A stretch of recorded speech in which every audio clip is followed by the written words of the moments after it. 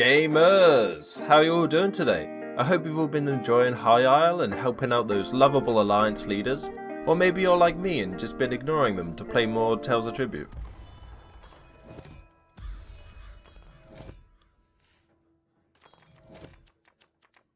Anyway, I have a new build for you today. The next White Strikes PvP event is fast approaching and you'll need a fresh build to roll over the competition in Cyrodiil. Today I have a 1-bar Dragonknight for you. This build is both great for beginners and experienced players alike, so it's perfect for the White Strikes Mayhem event. It's also really easy to make as it uses some craftable sets. So let's get into it.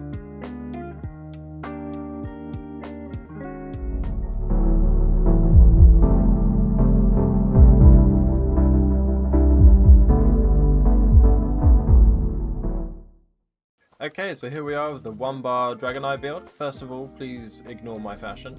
It is horrible. I know. It's a work in progress. Let's look at the stats. First of all, we are a Nord. We got 20 points into health, 44 into stamina. That gives us about 32k health, 29k stamina. Stamina recovery sitting at 1,378. Weapon damage just below 5k, but that can go rocketing up thanks to the sets we're wearing. And 25k resistances with almost 2k crit resist.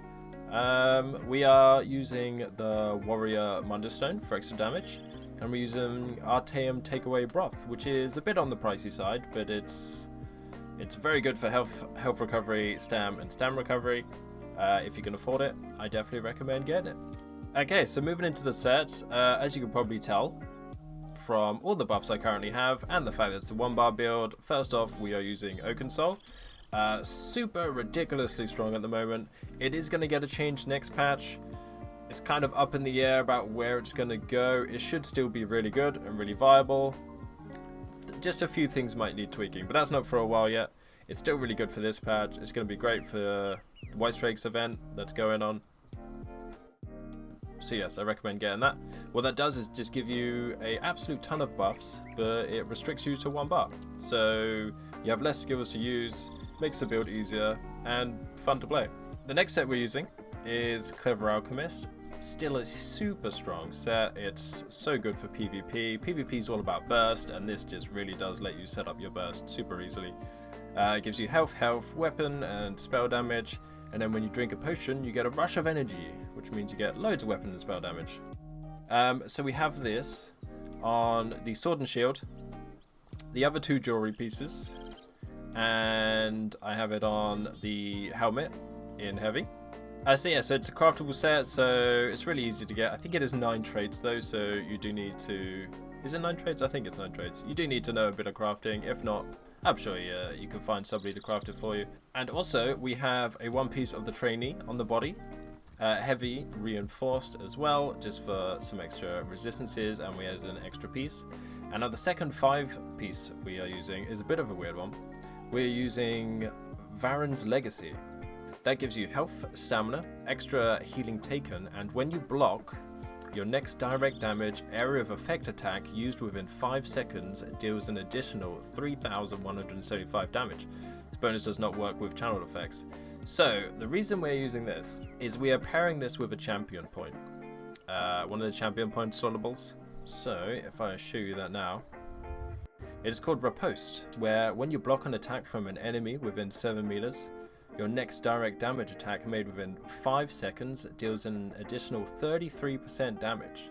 So, when you block an attack, you deal an additional 33% damage, plus an additional 3,000 damage for when you block that. So what we do is we just block, we get all our buffs up, we debuff the enemy, and then we block, and then we just hit them with a huge hitting ultimate. I can get the ultimate hitting 20-25k damage, depending on who you're using it against, of course. But yeah, that's the basis of the build. And because it's only 1 bar, it's easy to set up, it's easy to rotate. Pretty much all you're doing is waiting for your potion to go up again, so you can use Clever Alchemist again. So we have this on the rest of the 5 body pieces: the shoulder, arms, legs, feet, and belt. So that means we have 2 heavy and 5 medium. Because they're both craftable sets, Baron's Legacy is also a craftable set. You can have them in any weights and traits you like, and it's really easy to get. So I have gone for 2 heavy and 5 medium, and I've gone for 2 reinforced on the heavy pieces, and impen on the rest. Sword and shield is sharpened sword, sturdy shield for the blocking. And yeah, so the back bar doesn't matter because we're only using this 1 bar. I will say though, the one thing about this build is it is a little bit on the squishy side. I think because I've gone for 5 medium. If you do feel like you keep dying a bit too often, there's a couple of things you can do to increase survivability. First of all, I would try out Vampire. Vampire is a really good passive called Undeath, which reduces your damage taken up to 30% based on your missing health. I'm currently haven't tried that, but I think it would really work. The only negative to Vampire is your skills cost more, but I mean you're not really using that many skills because you have 1 bar, and the sustain is pretty good. So you already have major endurance. Sorry, you already have minor endurance from Oaken Soul. And then we are running Green Dragon Blood, which gives you major endurance. So just 1 button, you can get up to almost 1.7k recovery. You're being a Dragonknight, your ultimate gives you resources back as well. So I think Vampire would be a really good choice. If not, I would change some of these to heavy. Start with the legs, change that to heavy, see how it goes.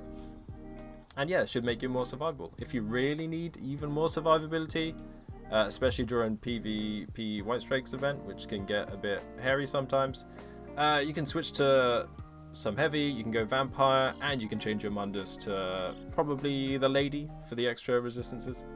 So yeah, we've gone enchantments, we've gone health on the body, and then max stamina on the rest. 2 weapon damage on the jewelry. I've got 1 robust and 1 infused, and then I've gone for a swift stamina recovery on the Oaken Soul for a bit of movement speed and the recovery. Okay, so let's get into skills. Not many to go through because, you know, 1 bar build. The first one we're going for is Pierce Armor, which does a little bit of damage, taunts the enemy, which is useless in PvP, but also inflicts minor breach and major breach. So that's an extra 9k penetration pretty much, just from 1 very cheap, easy to use skills. It is only single target, but if you... the way you want to do it... In fact, let me go through the skills first, and then I'll talk about rotation. We've got Burning Embers, which does damage over time and heals you, so you want to stick this on as many opponents as you can. I've gone for Power Slam, because I felt like it just suited this build, because when you block, it reduces the cost of your next Power Slam. So, you know, you get a block in, do an ultimate, get another Power Slam in, that usually finishes most people off. Resolving Vigor, nice heal over time, very nice to have. And Green Dragon Blood. This is your oh shit move. So if you're almost dead, you pop Green Dragon Blood. It's very expensive magicka, so don't use it unless you really have to. And yeah, it gives you major fortitude, major endurance, and minor vitality, which is handy because Oaken Soul gives you minor fortitude and minor endurance, so you get the major versions of those. But again, be careful because it might change next patch. I'd keep an eye on it. And then the ultimate, we're going for Take Flight.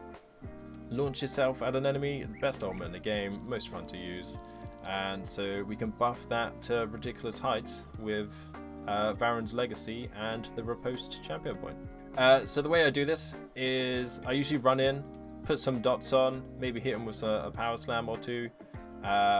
What you want to make sure you do is always get your Pierce Armor on the enemy before you block, because if you block and get the buff from Riposte, then using this, it will just buff Pierce Armor. So what you want to do is you want to make sure your Take Flight is fully buffed. Okay, so let me show you what you would do. You'd run in. Got to make sure you pop your Clever Alchemist as well. So I would put my Burning Embers on. I would hit Pierce Armor to reduce their resistances, block to get the buff, hit Clever Alchemist, and then 33k non-crit in 1 single attack. I've hit 65k crits on ads before, so there's a load of damage coming in. You just got to make sure you do it in order. So you pierce armor, block, and then hit the take flight.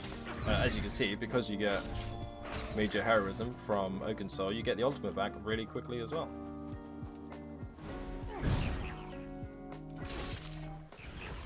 So yeah, that's how it's done.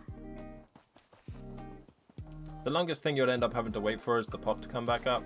But if you make sure you have the passives from the alchemy tree, it usually doesn't take that long. So there we go, let's get into champion points. So the green tree is the usual stuff. I just always make sure I have break fall to reduce your fall damage. That's good for falling off key walls or cliffs. You want that in PvP. The rest is just personal preference, really. The blue tree, of course, we're going for riposte. Talked about that. It's pretty much the basis of this build. Gone for ironclad to reduce the damage taken. This did get nerfed from 10% to 6%. I still think it's worth having though. Focus mending, increasing your healing done. I really like this. Keeps me alive in a lot of situations. And Master of Time, increasing damage done with direct damage attacks. So that includes your take flight. Red tree, we've gone for survival instincts. While afflicted with a status effect, your core combat skills cost 5% less per stage. So we save on resources. Core combat skills are things like block, dodge roll, break free. Sustain by suffering, increasing our recovery a little bit. Pain's Refuge, reducing damage taken by 2% for every 2 negative effects on you. And Boundless Vitality for extra health. So there you go. I wouldn't recommend this build in Battlegrounds as it doesn't have champ points, therefore you can't use the riposte. And one thing I will mention is I didn't talk about potions. I mainly use these. Immovability. I love immovability in PvP, it just lets you set up your burst easier. Major expedition to get around, and stamina. And I never go into PvP without my detect potions because Nightblades are a nightmare, but if you bring them out of stealth they become pretty easy to kill. So I always recommend having those as well. There we have it. I think that's it for the build. It's super fun to play. So make sure you get your pierced armor, your burning embers, block to buff, hit your potion, and ult and kill everybody. Maybe finish them off with a power slam. So there you go, folks. Hope you enjoyed. And that's it for the build. Thank you so much for watching. Hopefully you enjoyed this build, and if you did, then don't forget to smash that like button and poke the subscribe button while you're at it. And be sure to leave a comment if you have any questions about the build or even about the White Strikes PvP event. I do have some beginner PvP guides up on my channel if you want to check them out. I'll leave them in the description of this video. And why not stop by my Twitch channel at twitch.tv/KyloWhite to hang out with me in the community during my live streams. Have a wonderful day everyone, and I'll see you in the next one.